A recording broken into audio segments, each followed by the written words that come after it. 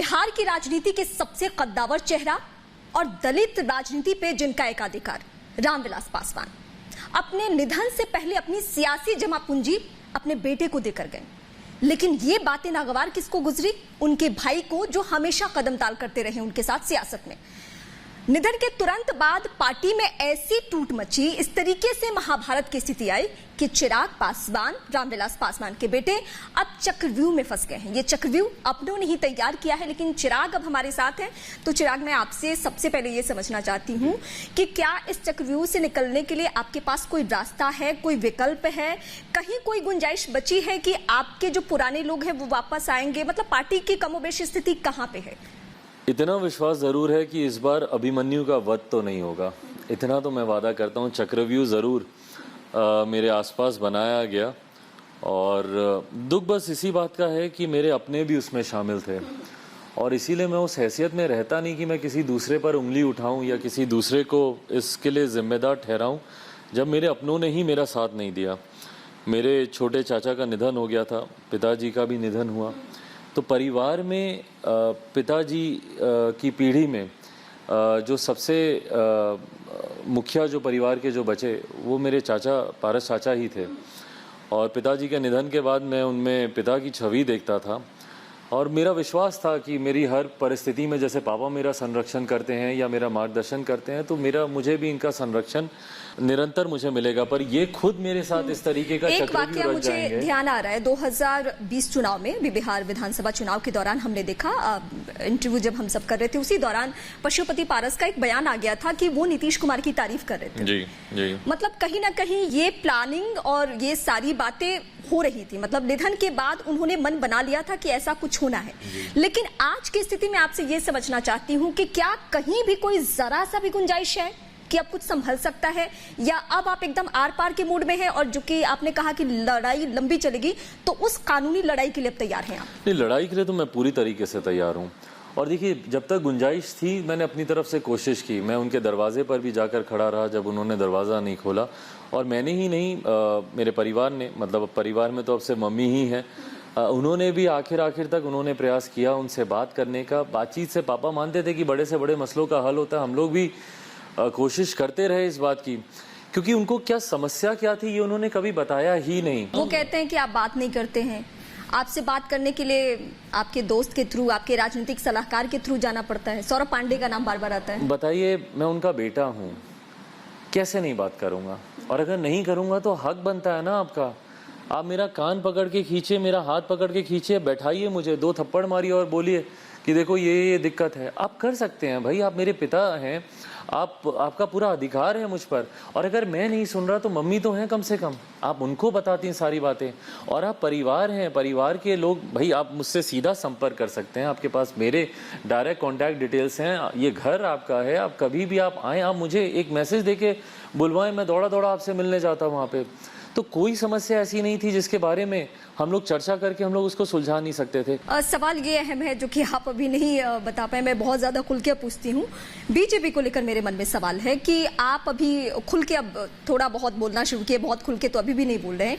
आप कहते रहे हैं, बिहार चुनाव के दौरान से कहते रहे कि मैं मोदी का हनुमान हूँ, लेकिन राम कभी इस तरीके से खुल के नहीं बोल रहे हैं। देखिए, हनुमान रामायण की अगर आप बात करें, हाँ, मुझे लगता है एक ऐसा प्रकरण बन गया जिसमें महाभारत का भी जिक्र होता है, अभिमन्यु वध का भी जिक्र होता है, तो राम हनुमान का भी जिक्र हो रहा है।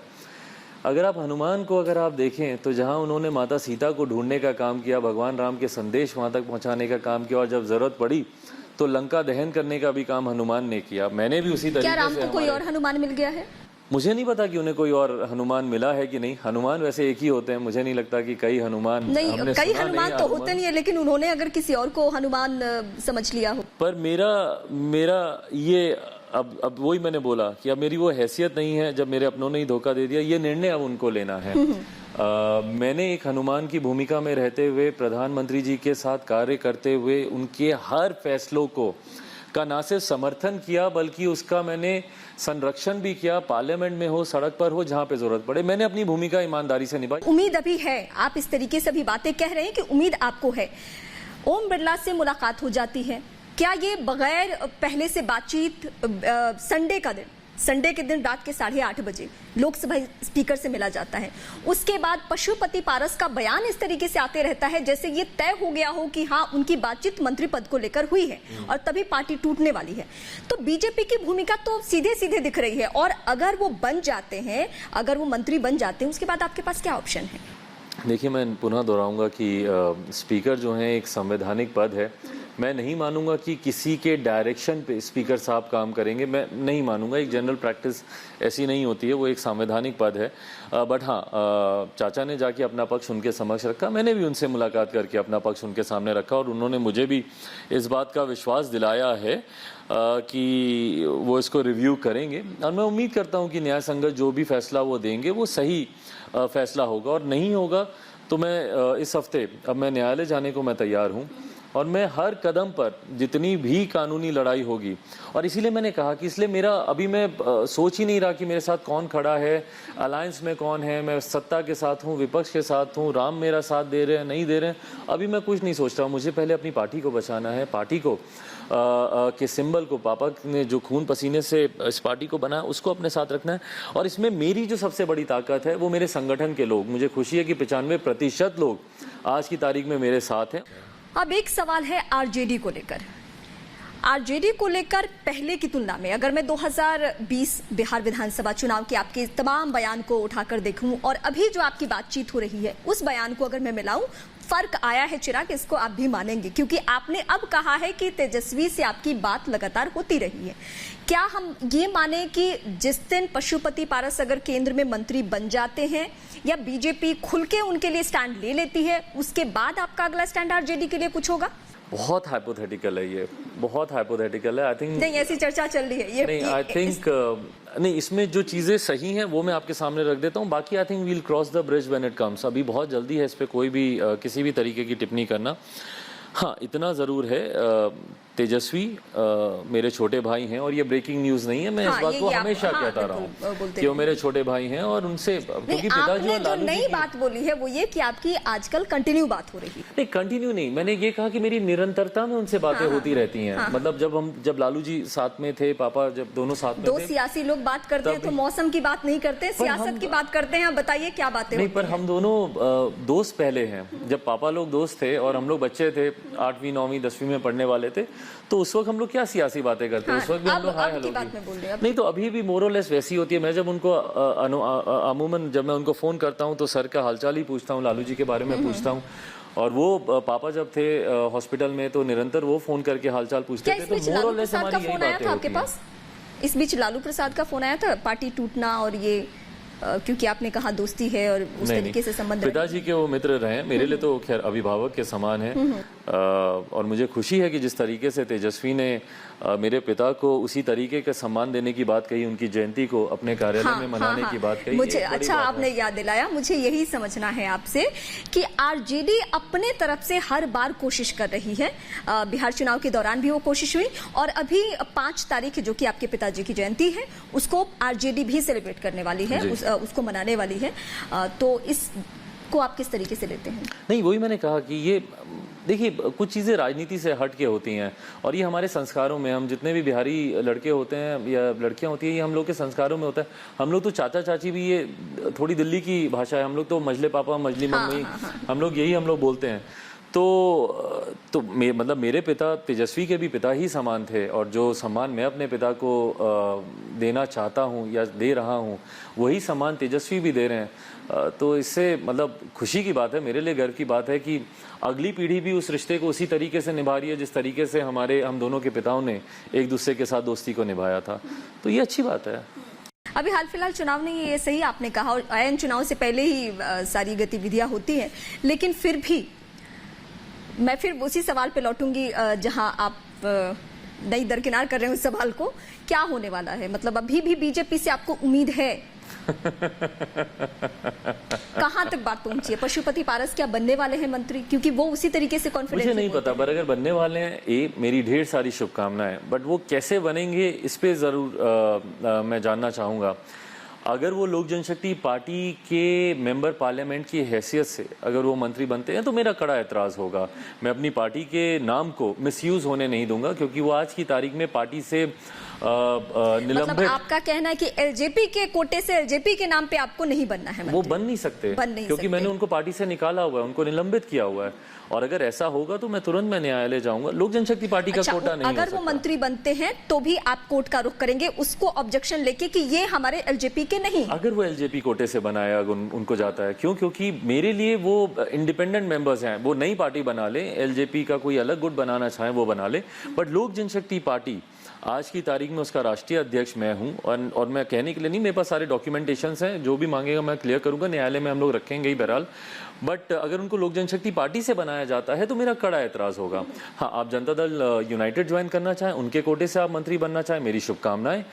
इंडिपेंडेंट मेंबर ऑफ पार्लियामेंट के तौर पर अगर प्रधानमंत्री जी आपको अपनी कैबिनेट में शामिल करते हैं, उसके लिए मेरी ढेर सारी शुभकामनाएं। सियासी दुश्मनी, सियासी तलखी नीतीश कुमार के लिए बहुत आगे तक बढ़ चुकी है। जब आप आशीर्वाद यात्रा में जा रहे हैं, जी के लिए नहीं, मैं हाँ, मतलब उनकी नीति के लिए, हाँ, मैं व्यक्तिगत लेकिन तौर वो पर तो मैं व्यक्तिगत तौर पे ही लेके उस तरीके से कदम आगे बढ़ा रहे हैं। दिक्कत मुझे उनको इसी भी बात सोचना की है कि वो पर्सनल क्यों हो रहे हैं। भाई, आप चिराग पासवान की नीति का विरोध कीजिए, बोले कि Bihar first, Bihari first agenda गलत है, बट इस तरीके से मेरे परिवार को तोड़ना। आप सिर्फ पासवान वोटर से या फिर दलित वोटर से सिर्फ उसके लिए वॉक करने वाले हैं या ओवरऑल? नहीं, देखिए, मैं आज की तारीख में मेरी लड़ाई 12 करोड़ बिहार वासियों के लिए। भाई, आज की तारीख में जब मैं देखता हूं बनिस्बत बाकी राज्यों के कि मेरा प्रदेश इतना पिछड़ा क्यों है। हमारे मुख्यमंत्री को दिल्ली आना पड़ता है कैटरैक्ट के ऑपरेशन के लिए। सोचिए, विकास की गाथाएं हमारे प्रदेश में। एक कैटरैक्ट के ऑपरेशन के लिए हमारे मुख्यमंत्री को 1000 किलोमीटर की यात्रा करके चार्टर फ्लाइट से वो दिल्ली आते हैं ऑपरेशन कराने। आज जब पूरा बिहार पानी में डूब रहा है, पटना में उप मुख्यमंत्रियों के घर तक पानी पहुंचा हुआ है, तो सचिवालय डूब गया है, उसमें मुख्यमंत्री दिल्ली में बैठे कैटरैक्ट का। आपने इतने सालों में जब स्वास्थ्य सेवाएं आपने इतनी बेहतर कर दी, क्या एक ऐसा अस्पताल, एक ऐसा डॉक्टर पूरे बिहार में नहीं था कि वो आपके कैटरैक्ट का ऑपरेशन कर दे? और अगर आपका नहीं कर पाया, सीधा हमला नीतीश कुमार पे होगा आशीर्वाद यात्रा को लेकर? मुख्यमंत्री मुख्यमंत्री मेरे प्रदेश के वही हैं।